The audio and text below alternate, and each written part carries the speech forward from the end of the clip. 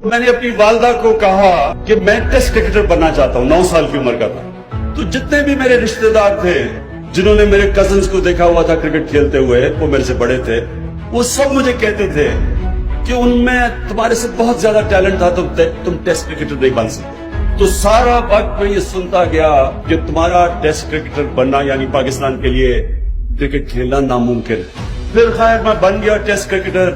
پہلے میچ کے بعد مجھے نکال دیا گیا ٹیم سے، تو اخبار میں آیا عمران کانٹ، عمران خان نہیں، عمران کانٹ یعنی کرکٹ نہیں کھیل سکتا۔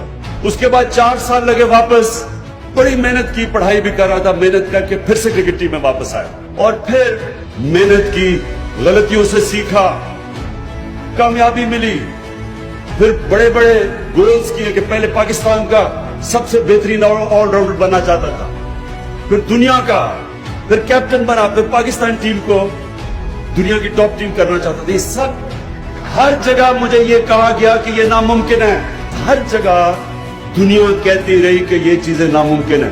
پھر جب ہاسپٹل بنانے لگا، اخبار میں مضمون نکلے کہ یہ قوم سے پیسہ اکٹھا کرے، پیسہ ضائع ہو جائے گا، ہاسپٹل نہیں بنے گا، غریبوں کا مفت علاج نہیں ہوگا۔ یہ سب مجھے سننی پڑی اپنی زندگی میں چیزیں۔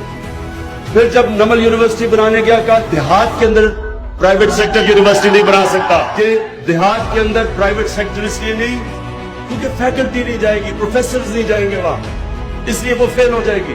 پھر جب پالیٹکس میں آیا تو 14 سال میرا مذاق اڑا، بڑے بڑے تجزیہ نگار مذاق اڑاتے رہے کہ یہ جی سمجھتا ہے کرکٹ ہے، یہ سب کچھ۔ 2 پارٹی سسٹم میں تیسری پارٹی آ ہی نہیں سکتی، اور پھر جب وہ پارٹی آ گئی تو پھر 3 سال سے سن رہا ہوں کہ تم فیل ہو جاؤ گے۔ یہ میں آج آپ سب کے سامنے کہہ رہا ہوں، اور انشاءاللہ آپ یہ سب یہ اپنی نظروں سے دیکھیں گے کہ پاکستان کو ایک عظیم ترین قوم بنتے ہوئے